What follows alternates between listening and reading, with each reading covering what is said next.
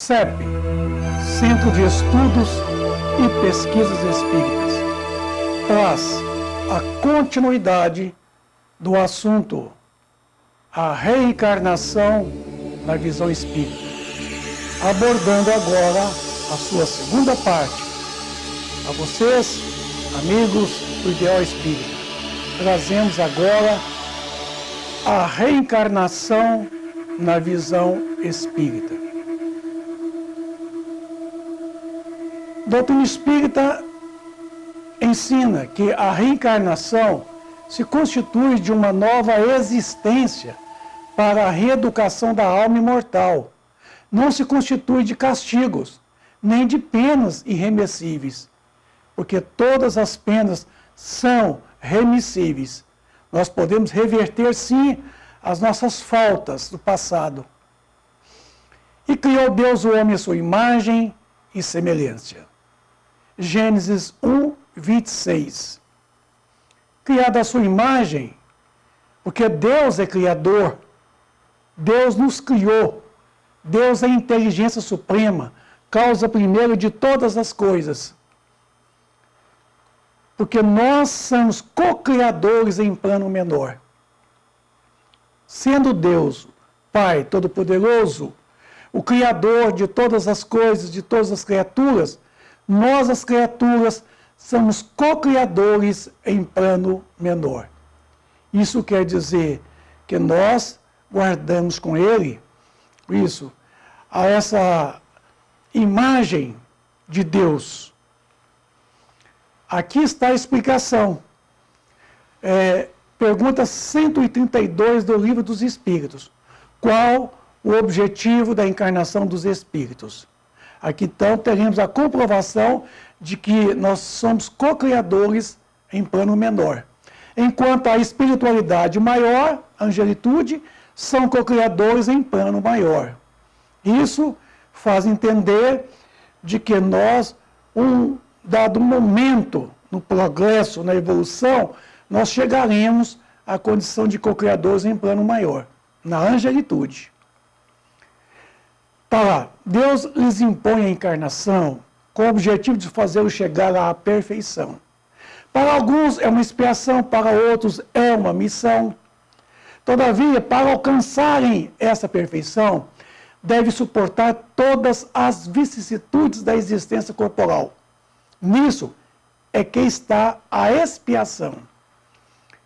Segundo, a encarnação tem também outro objetivo, que é o de colocar o espírito em condições de cumprir sua parte na obra da criação, na condição de co-criadores em plano menor e co-criadores em plano maior, quando da angelitude. Para realizá-la, é que em cada mundo ele toma um aparelho em harmonia com a matéria essencial deste mundo, cumprindo aí daquele ponto de vista as ordens de Deus, de tal sorte que, concorrendo para a obra geral, a criação, ele próprio, o Espírito, se adianta. Somos co-criadores em plano menor.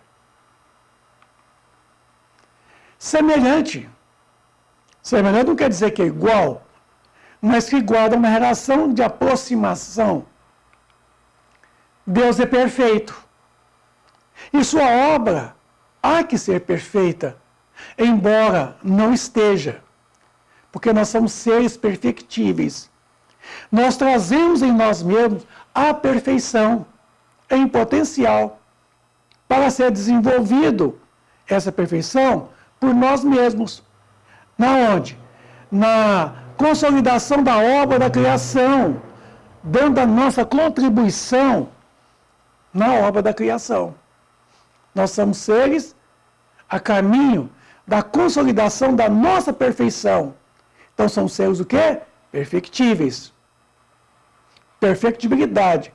Qualidade daquilo que é perfeito potencialmente, embora nós estejamos.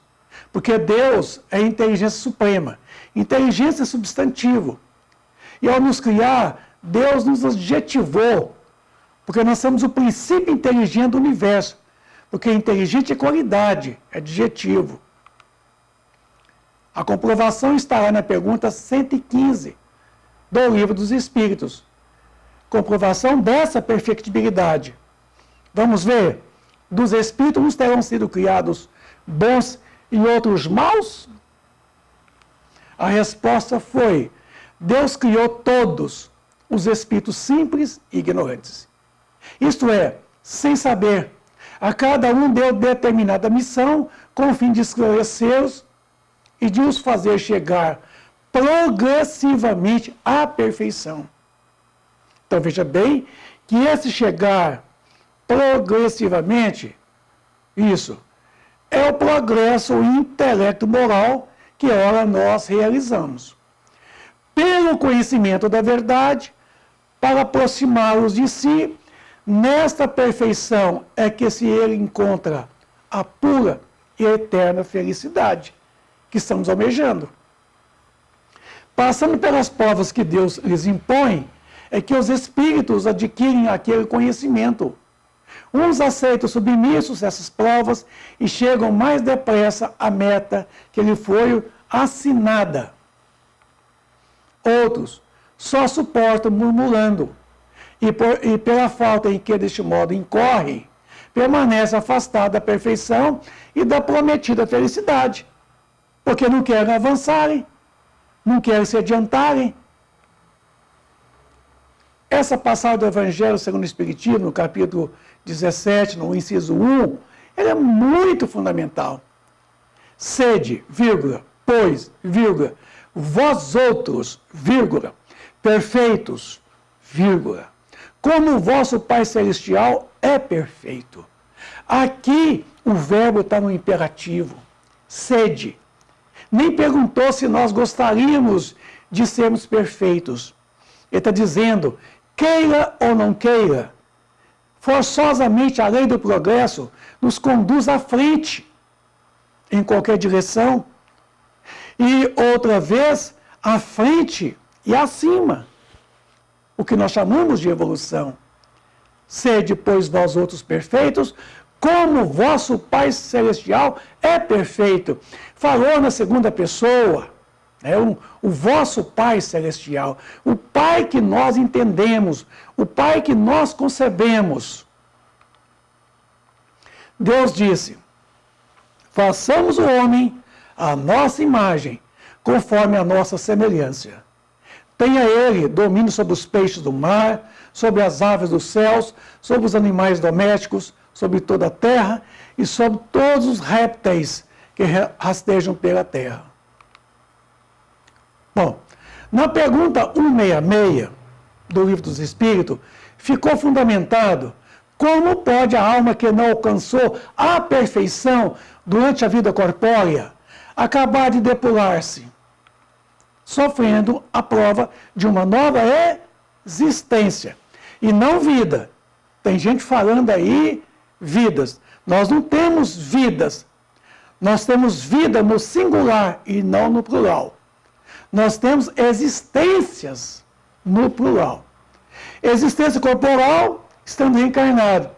Vai para o mundo espiritual, na erraticidade, existência espiritual. Vice-versa. Como realiza essa nova existência? Será pela sua transformação como espírito? Depurando-se. A alma indubitavelmente experimenta uma transformação, mas para isso é necessário ir à prova da vida corporal. Então é preciso reencarnar. Reencarnação é uma necessidade. O espírito evolui também na erraticidade, no mundo espiritual. Mas é necessário o seu retorno à vida corporal para que ele possa adquirir conhecimentos e fazer o avanço, o progresso, intelecto, moral, com o auxílio da matéria, do mundo corporal. A matéria do mundo corporal. Então nós temos que aprender aqui muitas coisas, certo? Que pertençam a essa faixa vibracional da matéria densa. A alma passa, assim, então, por muitas existências corporais, no 66 do Livro dos Espíritos. Vamos ver a resposta? Sim, todos contamos muitas existências. Os que dizem o contrário pretendem manter-vos a ignorância em que eles próprios se encontram. Esse é o desejo deles. Alguns conceitos retrógrados que quer que a gente não acredita na pluralidade das existências e dos mundos habitados. Parece resultar desse princípio que a alma, depois de haver deixado um corpo, toma outro, ou então que reencarna em novo corpo. É assim que se deve entender? 166 subpergunta. Evidentemente, assume uma nova personalidade, mas nunca perde o seu caráter. O caráter, ele é permanente, ele é progressivo, mas as personalidades alternam. A cada nova existência, uma nova personalidade. Então, por isso que é preciso passar por novos corpos, por novas oportunidades da vida social, a vida política, a vida social na família. Enfim, aprender no mundo corporal as coisas que a matéria nos proporciona ao nosso crescimento espiritual. Qual o fim objetivado com a reencarnação? 167 do Livro dos Espíritos. Expiação, melhoramento progressivo da humanidade. Sem isso, onde há justiça?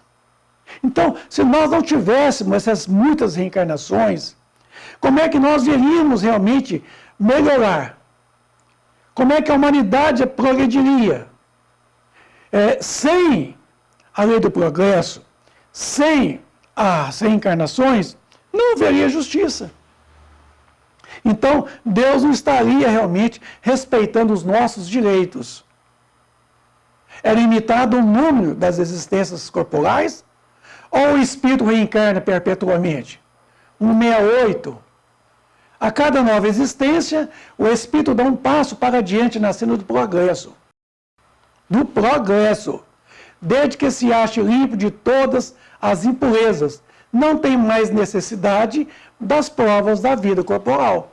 Então, a partir do momento em que nós, os espíritos, atingimos a segunda ordem para a primeira, não haverá mais necessidades de provas da vida corporal.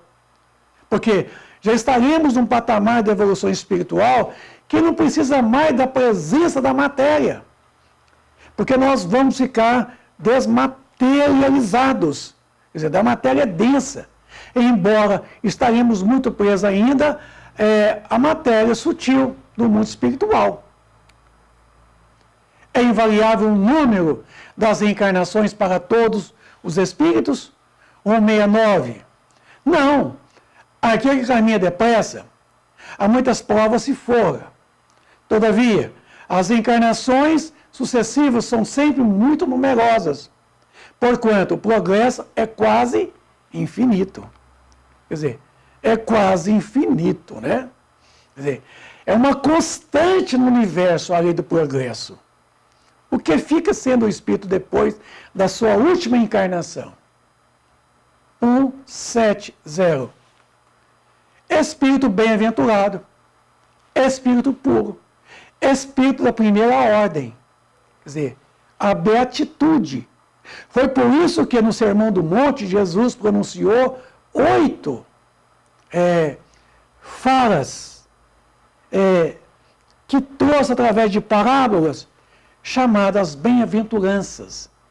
Já dizia Mohandas Gandhi, se nós perdêssemos os livros sacros e restasse somente o Sermão da Montanha, era suficiente para a libertação dos homens. Porque o Sermão do Monte é que vem nos consolar, nos reconfortar, depois das grandes vicissitudes, sofrimentos e dores da existência corporal. Então, uma vez atingido as bem-aventuranças, seremos bem-aventurados, vivenciando a chamada beatitude, que significa felicidade, que é o caminho que nos conduzirá a Deus, o reino de Deus. 196. Não podendo os espíritos aperfeiçoar-se, a não ser por meio de tribulações da existência corpórea, Segue-se que a vida material seja uma espécie de crisol ou de um depurador, por onde tem que passar todos os seres do mundo espírita para alcançar a perfeição? Sim, exatamente isso. Eles se melhoram nessas provas, evitando o mal e praticando o bem. Somente ao cabo do mais ou menos longo tempo, conforme os esforços que empreguem, somente após muitas encarnações ou depurações sucessivas, atinge a finalidade para que se tendem. Aí é a tua pergunta, meu amigo espírita. Você que está perguntando, afinal de contas, o que é então reencarnação? A reencarnação é ação de reentrar na carne. Ação de poder entrar na carne. Tornar a vida corporal. Entrar num novo corpo formado para tal. E não no corpo velho, morto, que já se desfez os elementos. Não. Mas num corpo novo, gestado no ventre materno. Para aquele espírito entrar nele e prosseguir a sua caminhada no mundo corporal. Então, é a ação de reentrar na carne, quer dizer, num corpo físico de carne, aparelhado de acordo com seu merecimento e necessidades. Doutrina espírita nos coloca que a reencarnação é a ação de reentrar na carne, é a oportunidade de experimentar uma nova existência em outro corpo formado novamente para prosseguir na senda evolutiva do espírito imortal. Aí vem aquelas questões, mas você pode me provar a reencarnação? Não, eu não. Mas você pode se provar. Se você buscar a comprovação científica, quer dizer, estudando a reencarnação a nível científico e doutrinário, você vai então conseguir as provas para a sua incredulidade. Entropia. O que é entropia? Entropia é esse fenômeno universal que quer dizer desorganização. Quando tudo começou depois do Big Bang, da grande explosão, uma completa desordem. Uma completa desordem do universo. E tudo tende-se a um processo de se desorganizar. Uma janela para o chamejante interior. A matéria tende a voltar ao estado de energia. Força da natureza. Em contrapartida, nós vamos ver que a vida havia rochas tão grandes quanto TVs caindo à nossa volta. Então me recompus e corri. Novamente o conteúdo a paisagem da matéria, tem a vida com um terror chamejante ao qual não podemos resistir. E a entropia seria essa forma de manter a matéria Ainda assim, os em vulcões total criam novas desorganização. Eles são a fonte da vida, mas também podem destruí-la. Porque a entropia é morte. Porque com a morte há uma desorganização. Os elementos que compõem o corpo físico voltam à natureza. Volta-se o meio ambiente. Então, entropia é fenômeno de desorganização. E a morte é uma desorganização da matéria do corpo físico. Do espírito, não. O espírito não morre. Morre é o corpo. Aí, morte. É o fenômeno da morte. Que vocês estão vendo aí, que é uma ilustração, tá? Da morte de Dimas, isso. E nós vamos observar que não é produção nossa, mas é da Casa do Espiritismo, mostrando aí a disjunção molecular do perispírito com o corpo físico. Quer dizer, o corpo físico desprendendo da matéria densa e formando ali, certo? Esse fenômeno da ressurreição, fenômeno da morte, está se processando aí.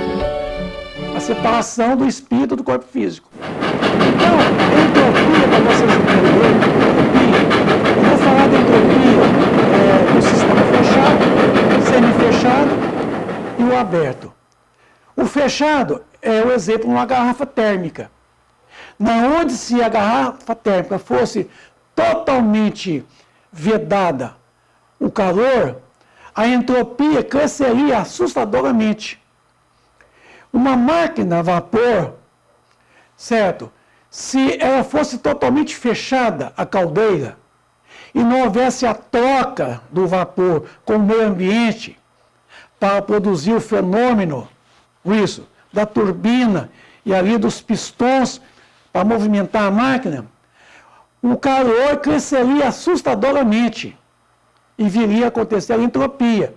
Mas é um sistema semi-aberto, porque além de produzir um resultado, que é o trabalho da locomotiva andar, tá? Ela ainda mantém uma reserva de calor.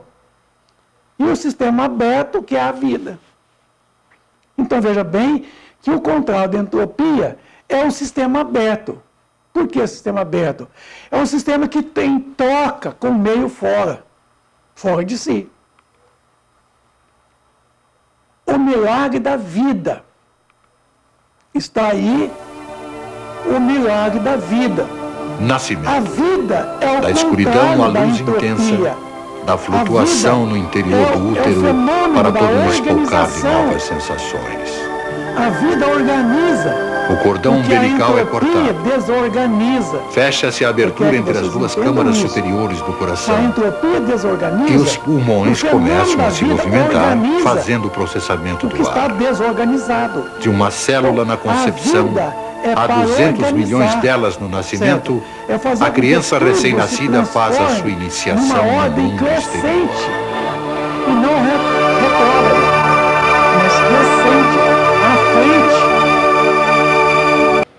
Em que momento a alma se une ao corpo? 344 do Livro dos Espíritos. A união começa na concepção, mas só é completa por ocasião do nascimento. Desde o instante da concepção, o espírito designado para habitar aquele corpo, a esse se liga por um laço fluídico, quer dizer, eletromagnético, que cada vez vai se apertando até o instante em que a criança vê a luz. O grito que o recém-nascido solta anuncia que ele se conta no número dos vivos, quer dizer, reencarnados e dos servos de Deus. Então, aqui é importante colocar que tem religiões, filosofia que defende que o espírito é criado no momento do nascimento do corpo. Não. O espírito pré-existe. Tá? É a pré-existência da alma. O corpo formado para ele começa lá no blastocisto, quando tem 64 células, dos dois gametas, o embrião, tá? E o esperma se unem, cada um trazendo 23 cromossomos, fazendo 46, começa então a multiplicação do óvulo para o ovo em 2, em 4, em 6, em 8, 8 em 16, 16 em 32, 32 em 64, aonde a gente entra e começa a concepção. Tá aí, ó. Aí você tem lá o embrião, esse vai desenvolvendo, vai multiplicando as células, vai formando todo o quê? O feto, que depois de 9 meses aproximadamente, esse então nasce. E ali é vida vegetativa. Quer dizer, é vida que não tem consciência plena de si mesmo. Tá? Mas é o fenômeno da vida, que se processa dentro do ventre materno. Quando então nasce, aí a vida vegetativa passa a tomar o quê? Possibilidade de consciência de si mesmo. Então, nascimento é o contrário de morte. Porque muitas vezes achamos que nascimento é contrário de vida. Não, desculpa, que vida é contrário de morte. Não. A vida não é contrário de morte. O contrário de morte é nascimento, porque a vida é uma só. Estando nós na erraticidade, é vida. Estando nós encarnados, é vida. Então, a vida é permanente, duradoura e eterna. Então, nos intervalos da vida, nós temos fenômenos. Nascimento, tá? Nascimento e morte. Morte e nascimento. Só isso. Existências corporais, encarnado. Existências espirituais, no mundo espiritual, na erradicidade. Então está aí, esse é o fenômeno. O nascimento. É o fenômeno da escuridão à luz intensa, à morte. da flutuação no interior do útero para todo um espolcar de novas sensações. Tá? E mesmo depois com a morte, o cordão umbilical físico, é cortado. A vida continua. Fecha-se a abertura entre as duas câmaras superiores do coração. E os pulmões começam a se movimentar, fazendo o processamento do ar. E pós-existe. De uma célula na concepção a 200 milhões. Vida é toda atividade íntima capaz de lhe transmitir o quê? Movimentos, percepções, excitabilidade, reações com o mundo exterior, permitindo que os seres nascem, crescem, reproduzem-se por si mesmos e morrem. Isso é vida. Viu? Então, vida espiritual, vida corporal. Vida corporal, vida espiritual. Vida. Vida e vida. Só há vida. Não existe a morte. A morte é uma disjunção molecular da matéria densa com o perispírito. O espírito continua vivo com o seu perispírito. E o corpo físico tem uma separação, chamamos de disjunção. Disjunção é separar o que está jungido, o que está junto. Separa. Vida. Só há vida em todo o universo. Entropia, o contrário dela, chama-se negentropia. E a negentropia é o fenômeno da vida. Estudando o fenômeno da própria síntese, você vai entender isso. Que as matérias inorgânicas ali reunidas, sob o efeito da luz solar, sob o efeito da água do solo, os elementos químicos do ar e do solo, se produz o quê? A clorofila, que vai produzir a glicose, os chamados cloroplastos, e vai produzir a matéria orgânica, que formarão os corpos das plantas. Nosso organismo parece muito com esse fenômeno.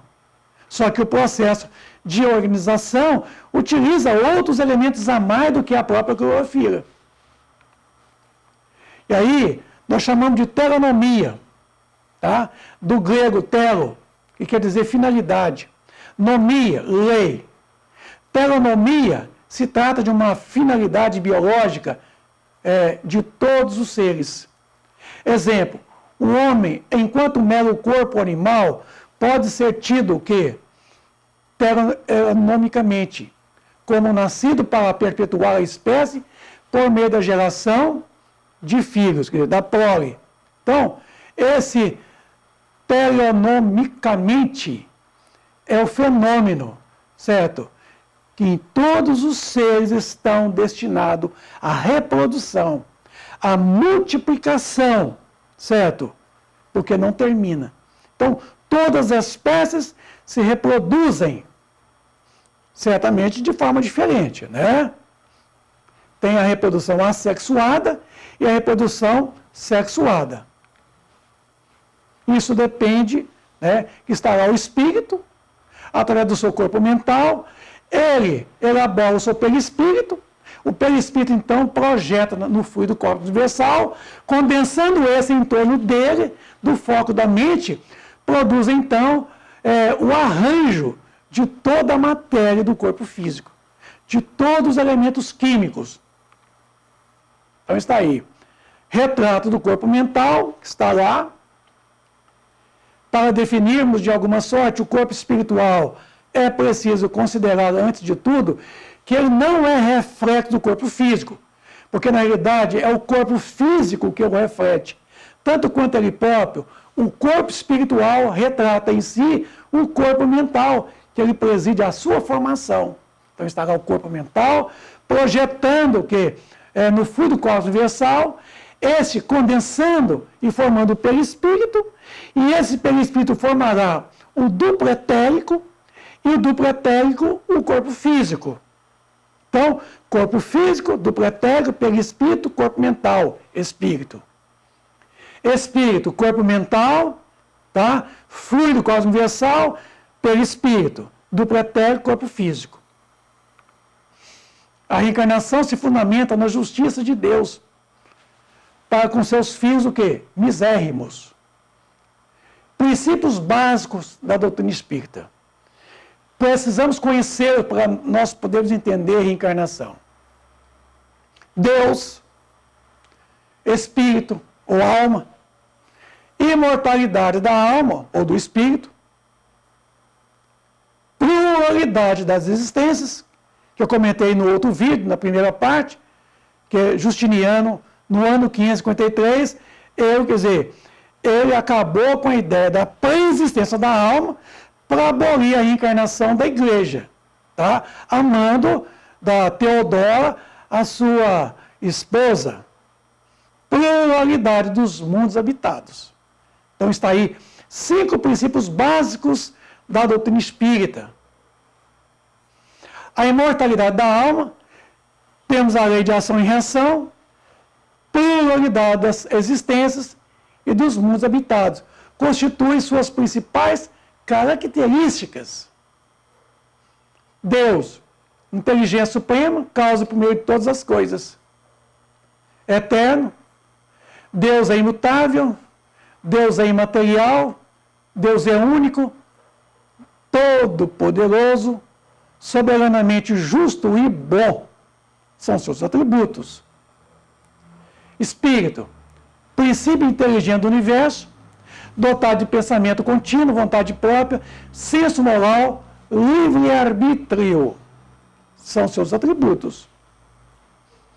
Imortalidade da alma, comprovado pelas manifestações espirituais através da mediunidade, o fenômeno mediúnico, ao longo da história da humanidade, não foi somente com a doutrina espírita.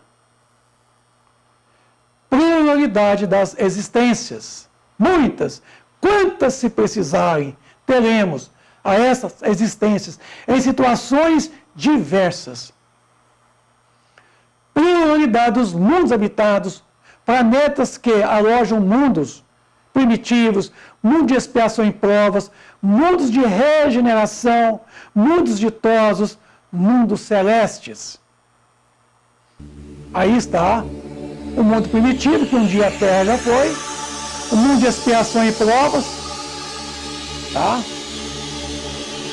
O mundo regenerador que nós estamos entrando, o mundo, digamos assim, o mundo feliz, que é o mundo ditoso, e o mundo celeste. Capítulo 3 do item 8 do Evangelho segundo o Espiritismo. Então está aí o mundo primitivo, onde começam as primeiras encarnações, aonde o princípio inteligente se torna espírito e começa para ele as suas encarnações. Mundo de expiação e provas, é esse que a Terra agora abriga nesse presente momento, e nós estamos saindo dessa situação de mundo de expiação e prova a caminho de um mundo de regeneração. Mundo regenerador, que nós vamos adentrar. Esse mundo não é o planeta, é a nossa condição intrínseca, é a nossa condição consciencial. Aqui que está, é a regeneração. Quando se fala em mundo, está se falando de subjetivo, de sujeito, de homens, de espírito. Não necessariamente o planeta. Mundos ditosos, que são os mundos felizes, mundos celestes ou divinos, aonde a completa desmaterialização já é angelitude. Dimensões espirituais se interpenetram. O mundo espiritual está tão presente que agora, nessa sala do CEP, certo? Quanto lá fora. Nos interpenetra. Dentro. Penetrando entre. Dentro. Aí a comprovação está justamente na teoria de Einstein, do contínuo espaço-tempo. As ideias chamadas do universo paralelos. Onde está escrita a lei de Deus? Na consciência. Mas por que então que nós esquecemos o passado? O passado delituoso. Imagine você se você lembrasse de que teu marido, de que tua esposa, de que teus filhos são seus maiores algozes. E que você os tem hoje no seu afeto, no seu carinho, no seu aconchego. O que você interpretaria? O que você faria se você descobrisse: minha esposa foi o maior algoz do passado, inimigo. Meu marido foi o maior inimigo que eu tive. Esses filhos aqui me fizeram tanto mal. Será que você continuaria aceitando eles como antes? Ou você modificaria a situação e começaria a aceitar de forma diferente, elaborando todo o ódio do passado, todo o rancor do passado, toda a animosidade do passado? Isso não é oportuno? Isso não é providencial? Então o esquecimento do passado é providencial. Allan Kardec falava uma coisa muito importante: nascer, viver, morrer, renascer ainda e progredir sempre, tal como é a lei. Muito interessante, né? Então vem aí, reencarnações, castigo de Deus? Tá aí a pergunta. O que é que você acha?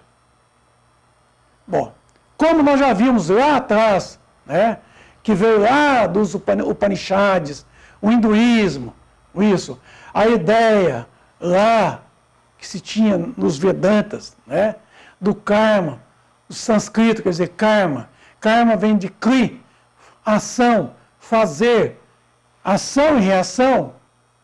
Se diz a lei de Newton que para cada ação há sempre uma reação igual e imposta. Quer dizer, oposta. É o contrário. Isso. De lá, você joga uma bola na parede, a bola volta a você. Você solta um foguete.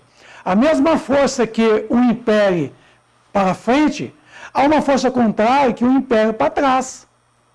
Aí, ó. Ação e reação. Quando um corpo exerce uma força no outro, esse sempre exerce no primeiro uma força que tem a mesma direção, modo e sentido contrário à primeira. Entender a lei de ação e reação em relação a nós, o espírito, que é diferente, porque a lei de ação e reação ela é mais ao princípio material, é mais a matéria. Em relação a nós, o espírito, não é bem mais a lei de ação e reação, certo? Porque a lei de ação e reação, se diz que toda ação leva a uma reação. E que o retorno, a intensidade é igual da ação. E sempre em sentido contrário, ao mesmo tempo. Por isso que pá, joga a bola volta. No caso nosso, em relação ao espírito, chama-se lei de causa e efeito. Porque na causa está a ação. As nossas ações, nós agimos, certo? Mas na causa também leva o efeito. E o efeito é as reações que nós sofremos de nossas ações. Se nossas ações são boas, a reação, o resultado, o efeito, é bom, é benéfico. Mas nossas ações são ruins, as reações são o quê? São contrárias, e cheio de dor, de sofrimento, máculas. Pergunta 246 do livro Consolador de Emmanuel: qual então a diferença entre a provação e a expiação? A expiação, ela é a pena imposta ao espírito malfeitor que comete um crime. Enquanto a provação é a luta que ensina ao discípulo rebelde e preguiçoso a estrada do trabalho da edificação espiritual. Viu? Então, uma coisa é uma coisa, a outra coisa é outra coisa. O nosso crescimento não está na dor, não está na expiação. A expiação é acerto consigo mesmo. Provação é oportunidade de crescimento, desde que você supere a prova elegida por si mesmo. Foi por isso que eu disse que é a luta que ensina ao discípulo rebelde e preguiçoso. Rebelde nós somos mesmo. Preguiçoso, nunca vi tanto. a estrada do trabalho que leva à nossa edificação espiritual. Lei da prova e da expiação é inflexível. Os tribunais da justiça humana, apesar de imperfeitos, por vezes não comutam as penas e não beneficiam os delinquentes com o sursis, que é aquele que o preso sai durante o dia para trabalhar e volta para a prisão, a cadeia, na noite. Dorme na cadeia, trabalha o dia inteiro. Isso. Quer dizer, são benefícios que a justiça humana concede ao criminoso. E Deus não faria muito mais por nós? A inflexibilidade e a dureza não existem para a misericórdia divina, que conforme a conduta do Espírito encarnado, pode dispensar na lei em benefício do homem, quando a sua existência já demonstre certas expressões de amor que cobre a multidão de pecados, como dizia o apóstolo Pedro. Olha essa expressão de Jesus, Mateus capítulo 7, versículo de 7 a 11. Qual o homem dentre vós que dá pedra ao filho que lhe pede pão? Ou, se pedir um peixe, dá-lhe uma serpente? Ora, se sendo maus como sois, homens, sabeis dar boas coisas aos vossos filhos, não é lógico que, com mais forte razão, vosso Pai Celestial, que está nos céus, dê os bens verdadeiros ao que os pedirem? Se nós aqui, que dá tudo de bom para os nossos filhos, sendo nós ainda homens atrasados, maus, imagine Deus na sua misericórdia.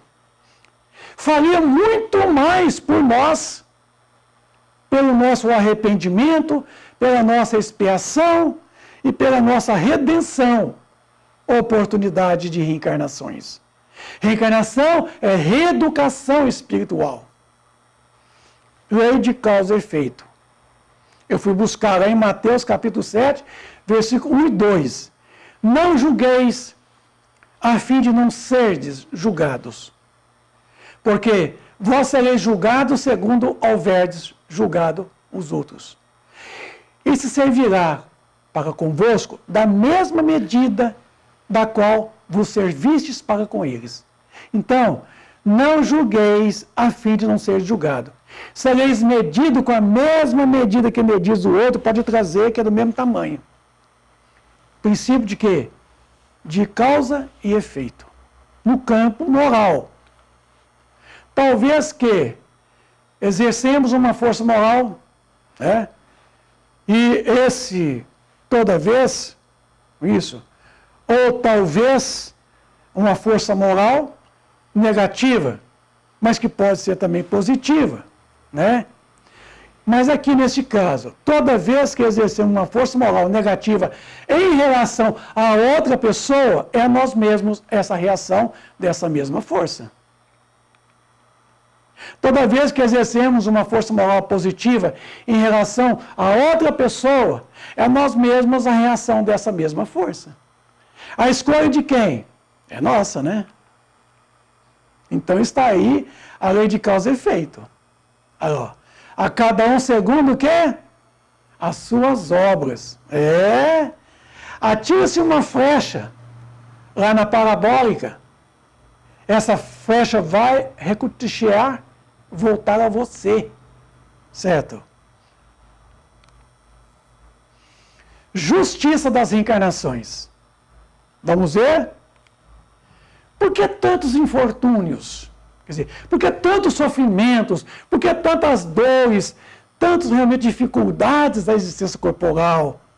Tantas doenças que nós mesmos elegemos para nós. Por que tantas?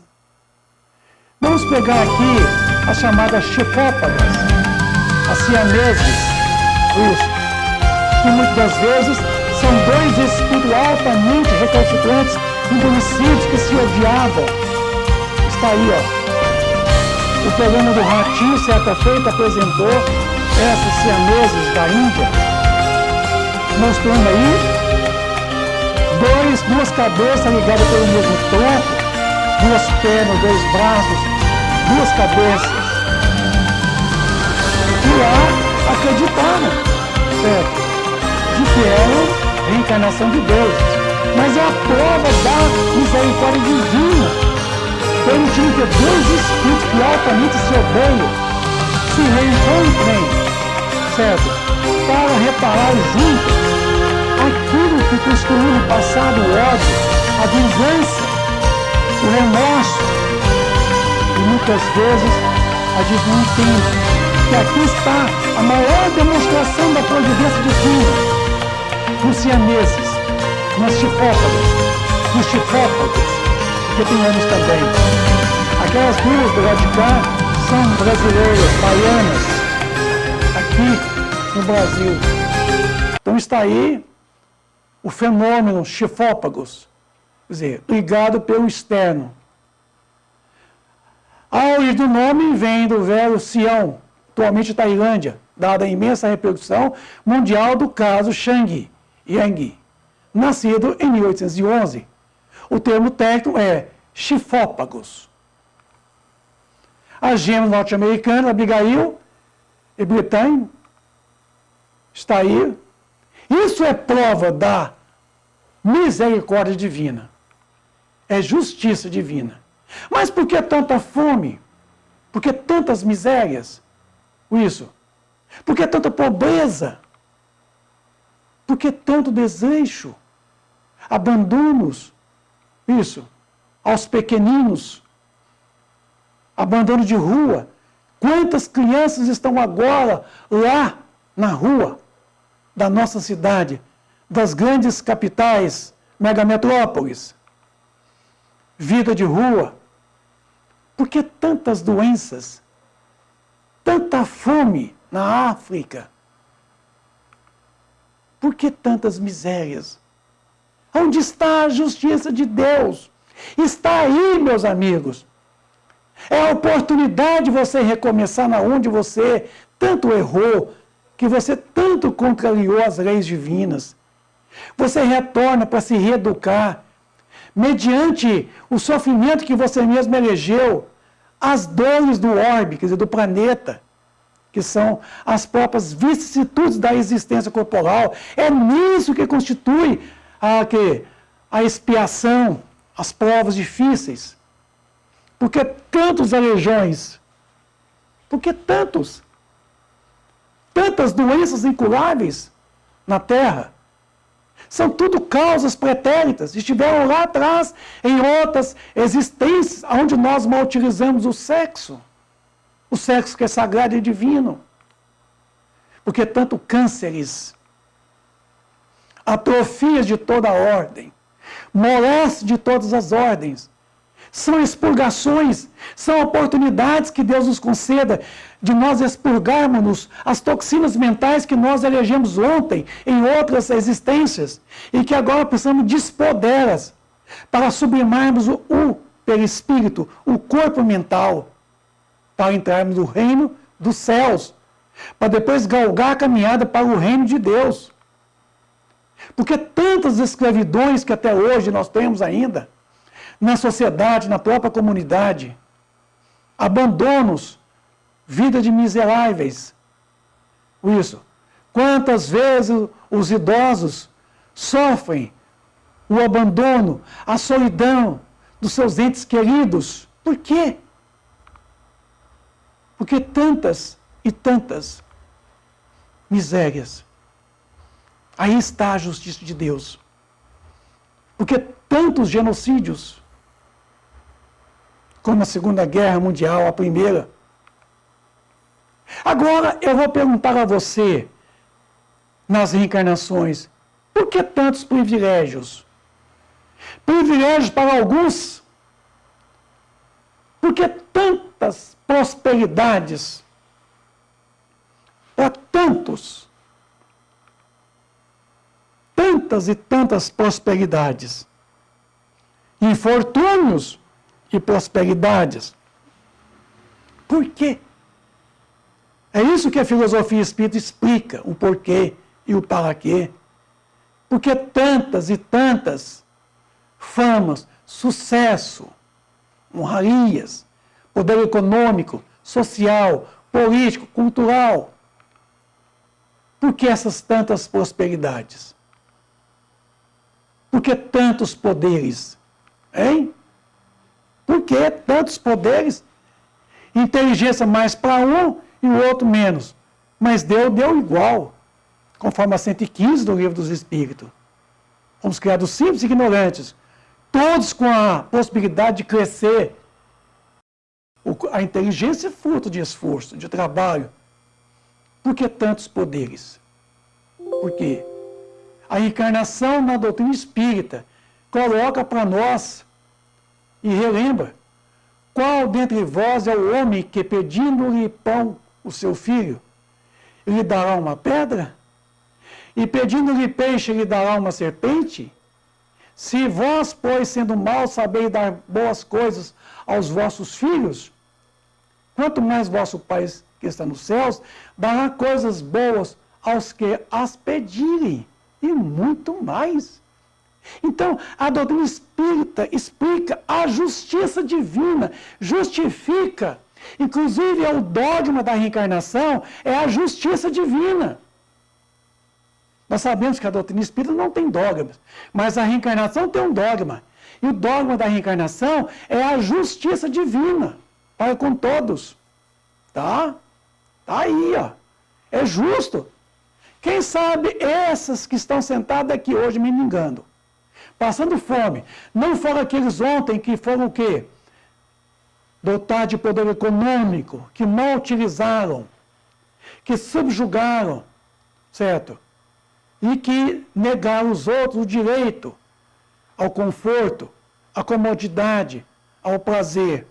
E que hoje, mau uso da riqueza, vem numa situação privada da riqueza, para poder aprender a dar valor na riqueza quando tiver de novo. Isso é reeducação, isso é reencarnação. Porque o princípio da justiça de Deus para com seus filhos está na sua misericórdia. Quer dizer, Deus é apaixonado com todos nós. Miséria. Deus tem um sentimento com as nossas misérias. Ele sente as nossas misérias. Portanto, que Ele permite que nós possamos elaborar nossas misérias. Porque Ele sente, Ele tem um coração magnânimo para com todas as nossas imperfeições, sofrimentos e dores. Deus não nos criou para sofrer, Deus nos criou felizes. Mas somos nós que elegemos o sofrimento para nós mesmos. Então, Ele tem uma paixão, chama compaixão com as nossas misérias. Pergunta 888 do Livro dos Espíritos. Não há homens reduzidos à mendicância por suas faltas? Sem dúvida. Mas se uma boa educação moral os houvesse ensinado a praticar a lei de Deus, eles não cairiam nos excessos que causam sua perda. É o caso aí que falamos. É disso, sobretudo, que depende o melhoramento do vosso globo. Meus amigos, é o mau uso, é o desperdício. É que nos leva amanhã a experienciar o contrário de ontem. Somos nós que nos projetamos realmente, nos precipitamos ao sofrimento, às dores. Somos nós os culpados. Não é capricho de Deus, não. A cada um segundo as suas obras, as suas atitudes. Não é cada um segundo o poder econômico, social, político, cultural que se encontra, não. Porque Deus deu a uns a riqueza e o poder, a outros a miséria. Para provar cada um de maneira diferente. Aliás, sabeis que os próprios espíritos escolhem essa prova. E frequentemente nela sucumbem. Então, a prova mais difícil é justamente a da riqueza. Porque ela é ostentadora, ela é sedutora, ela nos leva realmente a se corromper. Porque a gente se deixa ser levado, entende? Pela materialidade das coisas do mundo corporal. Pergunta 813, do Livro dos Espíritos. Há pessoas que caem na privação e na miséria por sua culpa? A sociedade não pode ser responsável por isso? Sim, já o dissemos. Ela é, frequentemente, a causa primeira desses erros. Aliás, não lhes cabe velar pela sua educação moral? Frequentemente, é a má educação que falseia seu julgamento, em lugar de sufocar as tendências perniciosas. Então, a sociedade tem culpa, sim. Tem coparticipação, sim, dos fatos. até mesmo da intenção dos fatos, e até mesmo da crueldade, quando os nossos governantes, certo, agem com as suas leis, que facultam a eles o direito, e nos privam do direito, que geram a miséria, que geram a fome, que negam o outro direito, a cidadania, são também coparticipantes, responderão cada um pelas suas atitudes, como políticos, como educadores, como religiosos, como pais, cidadãos. 803 do Livro dos Espíritos. Todos os homens são iguais diante de Deus? Sim. Todos tendem ao mesmo fim e fez as suas leis para todos. Dizeis frequentemente, o sol brilha para todos. Com isso dizeis uma verdade maior e mais geral do que pensais. Então, nós somos iguais diante da criação, no lado da criação. Mas depois de criados, cada um de nós toma o caminho que lhe aprouve, o caminho que lhe convier. Alguém toma o caminho da retidão, outros demoram, sentam, param, andam lento, outros caminham mais rápido. Aí vem essa diversidade, certo? Da sociedade. Isso. Essa discrepância social, essa desigualdade sociais é a prova maior do fenômeno da reencarnação, das reencarnações. Pergunta 55 do livro Consolador de Emmanuel. Ele diz que buscar igualdades sociais hoje é utopia. Porque somos iguais perante a lei de Deus no ato da criação. Mas no período da evolução nós somos desiguais. Nós somos espíritos mais ou menos velhos. Certo? Nós temos idades espirituais, digamos assim. Né? Não é bem assim, não. É uma forma de dizer, né? Alguém está mais atrasado, né? Alguém está mais avançado. O esforço de cada um é o trabalho próprio. Porque é cada um segundo as suas obras. Não é posição social e econômica. Repetindo, qual homem dentre vós que dá uma pedra ao filho, que ele pede pão? Ou, se pedir um peixe, dá-lhe uma serpente? Ora, se sendo maus como sois os homens, né, sabeis dar boas coisas aos vossos filhos. Não é lógico, e com mais forte razão, vosso Pai, que está nos céus, dê os bens verdadeiros ao que os pedirem? Então, meus amigos, Deus é bom demais. Deus é fartulento. Ele é muito mais do que os atributos. Ele tem o atributo de ser fartulento. Renova-te sempre. Reencarnação é renovação. É renascer. Está na continuação da vida. Mas renova-te sempre. Paulo, segundo aos Coríntios 4,16. Ainda que o nosso homem exterior se corrompa, o interior, contudo, se renova dia a dia. É a renovação. E é pela reencarnação que nós temos a oportunidade da renovação. Ninguém pode ver o reino de Deus se não nascer de novo.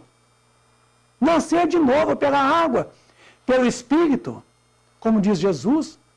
Depois Mateus voltou a falar, renascer pelo Espírito e pelo fogo. Já explicamos na primeira parte desse estudo da reencarnação. Buscai primeiro o reino de Deus e toda a sua justiça, que todas essas coisas vos serão dadas de acréscimo. Assim, pois, não vos ponhais inquietos pelo dia de amanhã, porquanto amanhã cuidará de si. A cada dia basta o seu mal. Então, nossa preocupação é com o presente.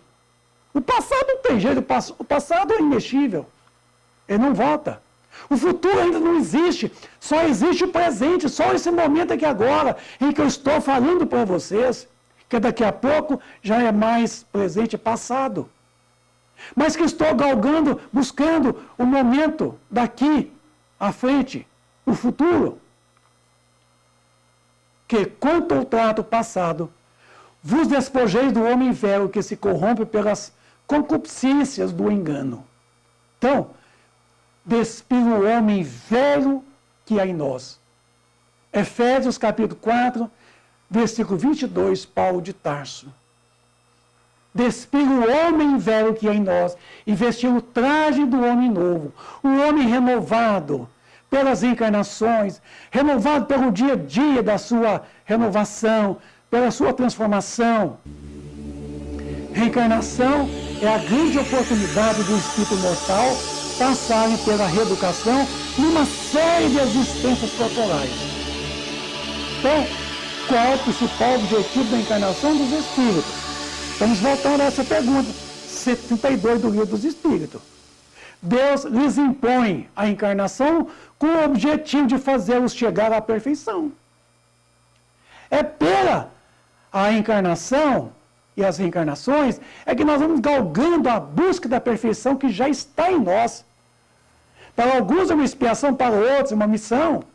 Todavia, para alcançar essa perfeição, devemos suportar todas as vicissitudes da própria existência corporal.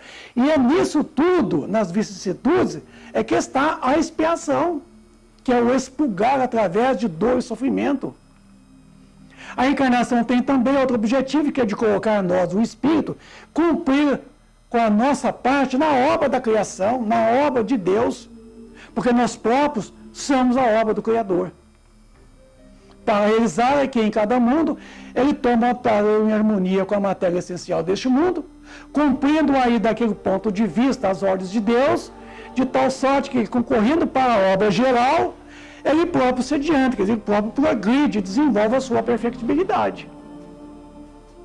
Então está aí, expiação, aprimoramento progressivo da humanidade, sem o que estaria a justiça de Deus. Eis o objetivo das reencarnações. Tá? Então, a reencarnação é o meio. A educação divina é o fim. Temos necessidade da luta que corrige, da luta que renova, da luta que restaura e da luta que aperfeiçoa. André Luiz. Meus amigos, o assunto reencarnação é muito vasto, é muito amplo. Eu convido a vocês a continuar estudando esse assunto no Livro dos Espíritos, no Evangelho segundo o Espiritismo, de preferência, para que o nosso tema seja mais inteligível para a maioria de muitos. Eu agradeço o carinho e a atenção nessas duas partes consecutivas sobre a reencarnação, diversificando aí os tópicos, tá bom?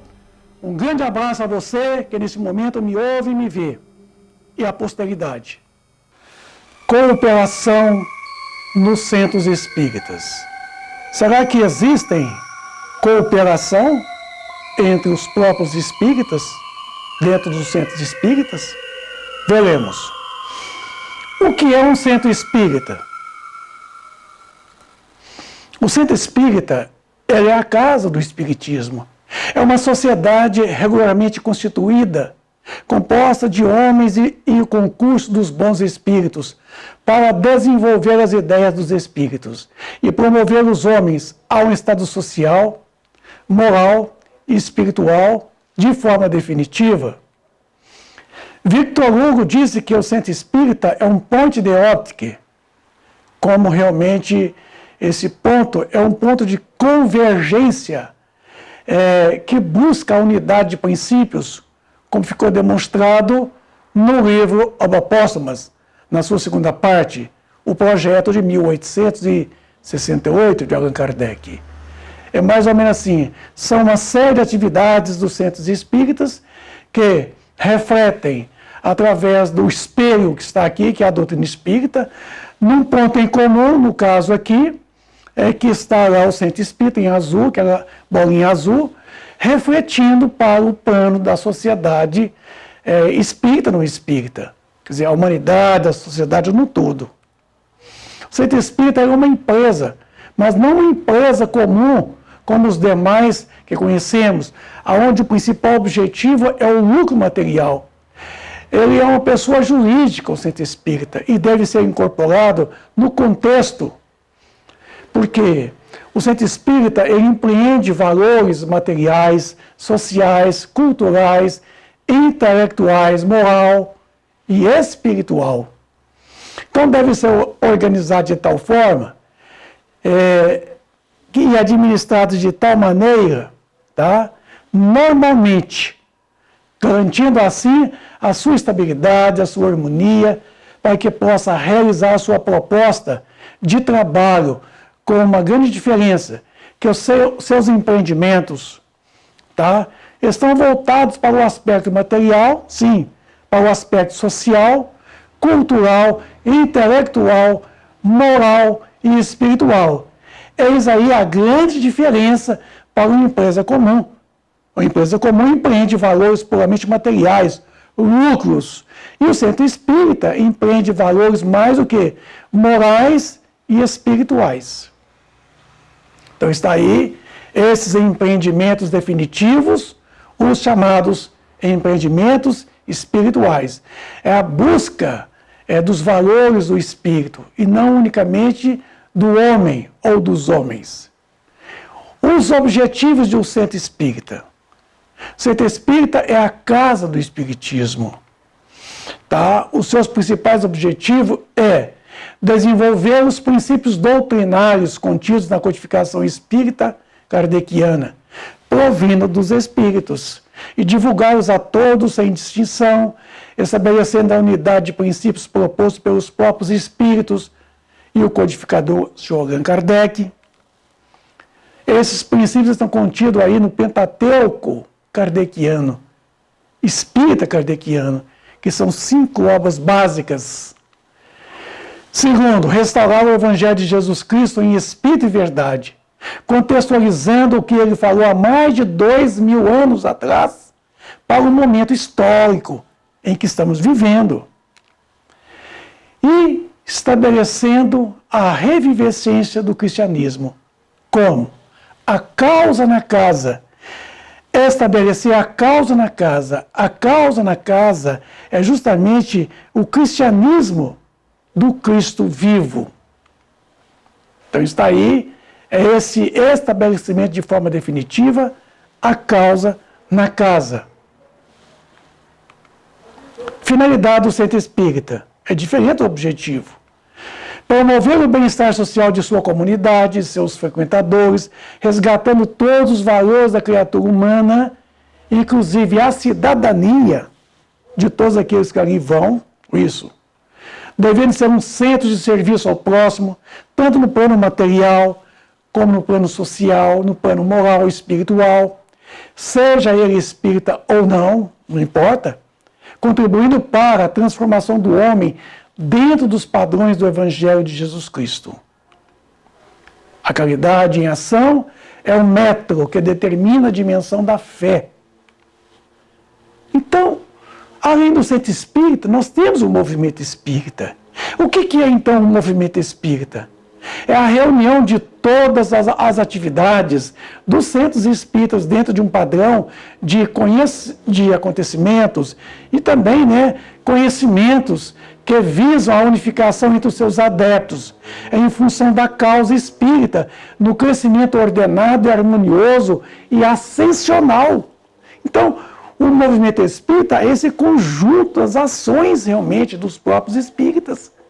Seja pela sua unificação, seja pela divulgação da doutrina espírita, pelo espalhamento das ideias espíritas, tá? E fazendo com que o trabalho dos centros espíritas tenha uma unificação, quer dizer, uma união entre os seus participantes, os espíritas, e os seus frequentadores, juntamente com os princípios da doutrina espírita. Nisso todos conhecerão que sois meus discípulos, se vos amardes uns aos outros. Então, nesta unificação é muito importante o trabalho da união dos seus frequentadores. Sejamos como um feixe de varas. É muito importante a unificação, mas a união para se fortalecer. É como um feixe de varas, que separadamente as varas, elas quebram. Mas juntas, uma fortalece a outra. Muito importante, diretriz de ação para o movimento espírita. Com quê? Com atividades ordenadas e fundamentadas em um plano de trabalho, tá? Torna-se mais fácil o seu acompanhamento. para que possamos agir em imperioso planejamento de nossas atividades doutrinárias. Sua implantação, realização pelo trabalho organizado e o trabalho metódico. Certamente, as reavaliações dessas mesmas atividades devem ser feitas periodicamente para as futuras correções, contribuindo assim para a otimização do nosso movimento espírita. Integração, muito importante, a integração dos seus componentes, mas também o compartilhamento, que é um trabalho de solidariedade. É o desejo de poder partilhar experiências que dá sustentação ao princípio da solidariedade. Integração, compartilhamento e cooperação será a nossa meta de trabalho, e solidariedade, aprendendo a lidar com paciência e com as diferenças do outro, de que ele é portador. Allan Kardec estará no livro Obras Póstumas, na sua segunda parte. Quando os homens forem bons, organizarão boas instituições que serão duráveis, porque todos terão interesse em conservá-las. Então, a casa espírita, ela é uma organização e deve ser muito bem organizada para que ela possa cumprir o seu papel, como já foi demonstrado até então. Muito importante na casa espírita, no próprio movimento espírita, a uniformidade de sentimentos.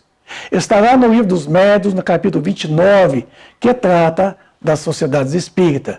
Fala os espíritos, uma sociedade onde aqueles sentimentos se achassem partilhados por todos, onde os seus componentes se reunissem com o propósito de se instruírem pelo ensino dos espíritos e não na expectativa de presenciarem coisas mais ou menos interessantes, curiosas, como é os fenômenos, ou para fazer cada um que a sua opinião prevaleça. Seria não só viável, mas também indissolúvel. Então, se uma casa está integrada, está muito bem unida seus componentes, ela jamais virá dissolver, ela jamais virá acabar no seu trabalho. Ainda, já vimos de quanta importância é a uniformidade de sentimentos. Lá no projeto de 1868, foi proposta a unidade de princípios. Aqui no Livro dos Médiuns, no capítulo 29, do item 335, coloca a importância da uniformidade dos sentimentos dos seus componentes para a obtenção de bons resultados. Necessariamente, tanto mais difícil é obter se essa uniformidade, quanto maior for o número de seus componentes.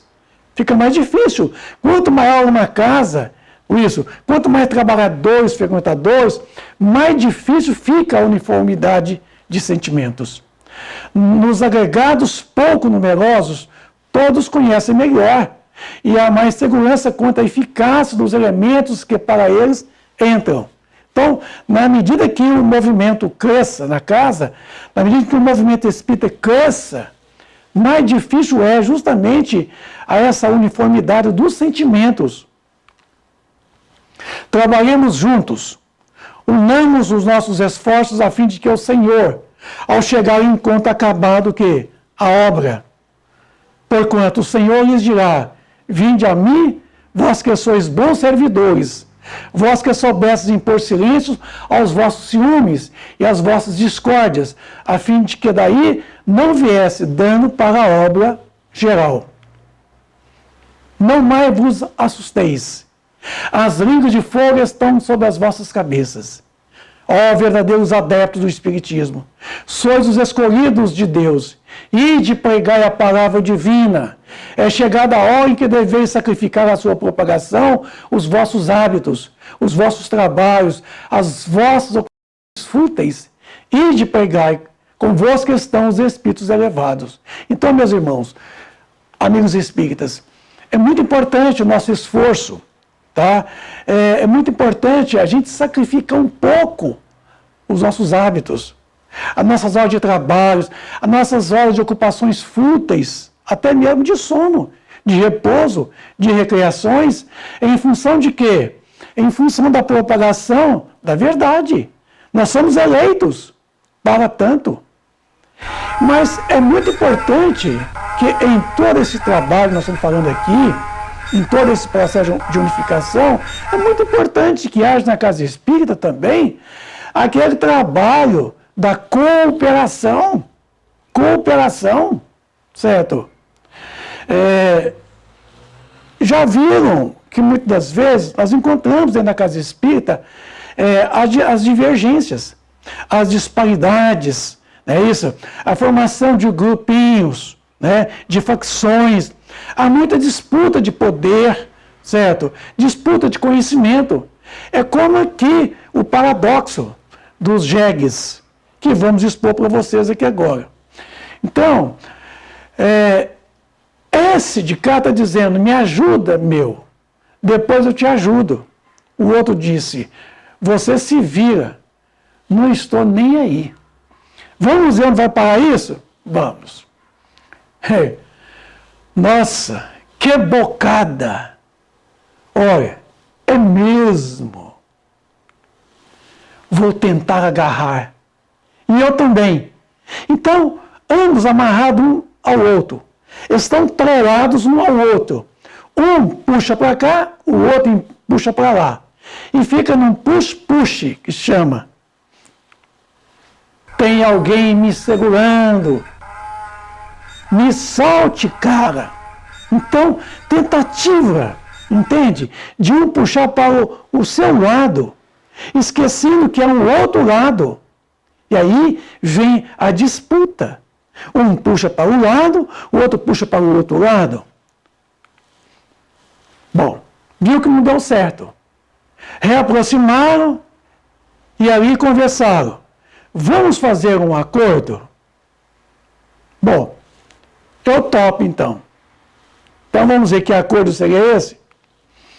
Comemos o meu, primeiro, um monte de capim.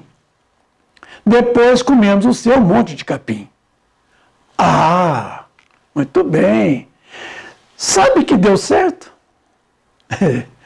Sabe que deu certo? E deu certo. Comeram de um lado, depois comeram do outro. Isso quer dizer compartilhamento, certo? Isso chama solidariedade, não é isso? Isso chama amizade, chama-se cooperação. É você se sacrificar em função do outro. E o outro sacrificar em função de você. Isso é dividir os esforços, entende? Não, é somar os esforços. Porque dividido já estava. Agora, aqui é somar os esforços. Um somando ao esforço do outro. De forma recíproca. Ficamos empatados. É mesmo, cara. Na cooperação, todos saem ganhando. Quando se divide o que estamos almejando. E esse dividindo não é para ficar no individualismo. É dividindo, quer dizer, os esforços, entende? E proporcionando ao outro o esforço. É uma somatória de esforços. Então, você então vai pegar o seu esforço, certo? E vai somar o esforço do outro. E o outro vai pegar o esforço dele, somando ao seu esforço. Isso é cooperação, certo? Então, nessa divisão de forças, certo? Que nós possamos, então, unir os nossos esforços. Em vez de ficarmos dividindo o poder, para ver quem pode mais, quem come mais, quem vai comer um monte de capim, que nós então possamos voltar um para o outro, como os dois jegues aqui, certo? Fizeram uma conversa, vamos lá, comemos o meu primeiro, depois vamos lá e comemos o teu em seguida. E aí resolveu a questão, não é isso? Dividir então, quer dizer, aquela ideia, não é isso, de individualismo, que não deu certo, e pensaram em somar. Pensaram em adicionar. E aí, o que aconteceu? Ambos saíram ganhando, porque ambos cresceram ao mesmo instante. Muito importante no trabalho da casa espírita, cultivar a amizade. Muito importante. Porque a amizade, como diz Pitágoras, é a base do relacionamento interpessoal. Pois ela é a igualdade harmoniosa. Então é muito importante na casa espírita, meus amigos, o trabalho da cooperação, o trabalho da amizade, essa relação harmoniosa de igualdade, de você somar os esforços do outro. Embora as divisões existem, porque as disparidades, as divergências existem na casa espírita, mas acima de tudo que nós voltemos então para o gesto de amizade, que é a base do relacionamento interpessoal.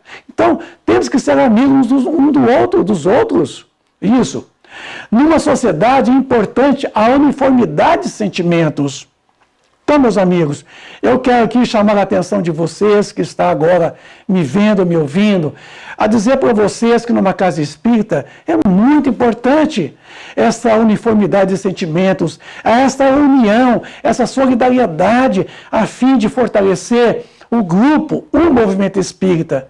Porque atualmente nós temos observado que o movimento espírita está, de uma certa forma, se digladiando. Cada casa no teu canto. Cada centro tem dono, o meu centro, o centro do fulano, o centro do beltrano.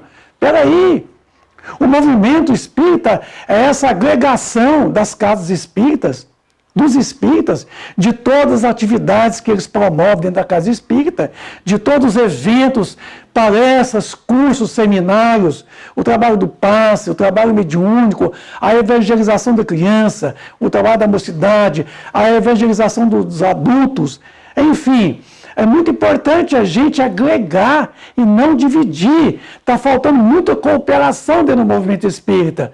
Nós estamos vendo aí um completo isolamento entre os nossos amigos e irmãos da seara espírita. Cada um no teu canto, cada um realmente ali pensando em si próprio. Não está somando ao esforço do outro. Está mais dividindo que se unindo. Então nós precisamos de nos unirmos no sentido de cooperar um com o outro.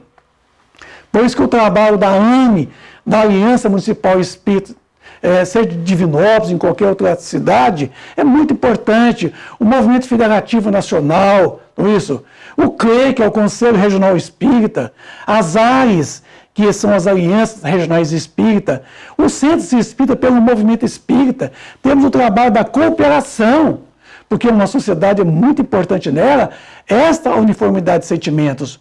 Porque nós estamos vendo aí um completo individualismo. Eu vou falar uma coisa para vocês aqui que talvez você não vai gostar, mas eu vou falar assim mesmo. Nós estamos assim, nós não estamos dando conta de roer o osso. Mas não larga o osso também. Se você não dá conta de roer o osso, larga o osso, para que o outro pegue o osso e tende. E vai tentar roer esse osso. Mas está assim, não dá conta de roer o osso, mas não larga o osso também. Então o movimento espírita está repleto de trabalhos de um empreendimento de valores intelectuais, culturais, morais, enorme. Está aí muitas vezes preso, certo? Entre a estante de livros, está ali guardado nas gavetas, tá? Nos armários, não quer dividir o conhecimento espírita. Nós temos, assim, uma condição de observar que nós estamos dentro de um grande celeiro, cheio de alimentos, e morrendo de fome. Sabe por quê? Há muito egoísmo, certo? Há muito personalismo. Às vezes nós temos aí, dentro das nossas bibliotecas, não é isso? Das nossas videotecas, um verdadeiro manancial de informações que poderiam estar agora no YouTube, lá na internet, para que muitas pessoas tivessem acesso a esse material. Mas está guardado, certo? Está guardado, não quer que publique, não quer que divulgue, certo? Quer que as pessoas primeiro têm que personalizar o seu trabalho, certo? Não pode cooperar com o trabalho do outro, dos outros. Meu amigo, nosso trabalho é um trabalho de unificação, é um trabalho de cooperação, é um trabalho de esforço coletivo e não esforço individual, não é personalismo. Nós precisamos partir para isso aí, entende? Pegar o que nós temos aí nos nossos celeiros, tá? E colocar tudo isso para o público em geral. Então, faz o seguinte, meu amigo, reflita um pouco, viu? De que nós precisamos fazer um movimento espírita mais forte, mais coerente, fidedigno, sabe? Com mais solidariedade, com mais amor e cumprir mais com o nosso papel de poder divulgar a doutrina espírita. Então, se você não está dando conta de fazer o trabalho, se não está na tua altura, certo? Passa a bola para outro, certo? Larga o osso. Deixa que o outro, então, vai tentar roer o osso. Mas não fica aí rosnando, às vezes, em torno do osso. Desculpa a expressão chula, mas é verdadeira. Porque o que está acontecendo é isso. Não é isso? Nós temos aí um manancial de informações guardadas dentro das nossas videotecas. Entende? E não podemos divulgar por questões de personalismo. Entende? Eu vou ter que ter primeiro o meu site, eu vou ter que primeiro o meu canal, eu vou ter que montar primeiro. Peraí, aproveite, meu amigo, o que já existe. Nós temos que parar com esse negócio de querer fazer o nosso trabalho. Nós precisamos de somar o trabalho que já existe. Entende? Porque quanto mais a gente cria mais um trabalho, mais outro trabalho, mais divide. Por que você não soma o que já existe? Por que você não agrega aquilo que já está estabelecido, já está formado, entende? E reforça o que já está pronto. Para com isso de ficar tentando dividir mais. Nós estamos dividindo muito o movimento espírita por causa do nosso personalismo, da nossa vaidade tola, querer fazer o trabalho pessoal. Então, pare com o personalismo, coopere, viu? Libere, abre mão, tá? Ajuda. Se não puder ajudar, que não atrapalhe também, porque tem muita gente aí mais atrapalhando, tá? O maior inimigo do movimento espírita é o espírita exaltado, na classificação que está lá no Livro dos Médiuns, né? É a classe de espírita mais complicado, mais prejudicial, é o espírita exaltado. Por quê? Porque ele vem, certo? Está dentro do movimento espírita, mas muito mais atrapalhando do que ajudando, do que divulgando, do que estudando, do que trabalhando, do que cooperando, do que associando o trabalho daqueles que já estão aí. Então, eu te peço a você que está me ouvindo aí agora, tá? Abre mão do teu orgulho, da tua vaidade, entende? E libere da tua parte o que está preso sobre os seus domínios, viu? Coopere com a divulgação espírita, coopere com a doutrina espírita, porque a maior caridade que nós podemos fazer com a doutrina espírita é a sua própria divulgação. Então nós estamos deixando de divulgar muita coisa que está lá nas prateleiras das videotecas, entende? Não está sendo divulgado. Então eu chamo a atenção de vocês, amigos do Ideal Espírita. Vamos nos unirmos no sentido de nos fortalecer mais ainda esse grande movimento espírita de Divinópolis, da região e nacional. Relembrando, ao Espírito de Verdade, espíritas, amai-vos, este é o primeiro ensinamento, e instruí-vos, este o segundo. Então, meus irmãos, amemo-nos uns aos outros, e depois nós vamos pensar então nas nossas instruções. Eu sei que tem muita gente aí tentando se instruir para ver se vale a pena amar. E o Espírito da Verdade recomenda: espíritos, amai-vos, este é o primeiro ensinamento. Instruí-vos, este é o segundo. Vamos lá então, meu amigo. Muita paz, muita alegria para você. Que Jesus esteja na vida de todos nós, em nosso movimento espírita. Que os bons espíritos protejam o nosso movimento espírita. Um grande abraço a vocês e à posteridade.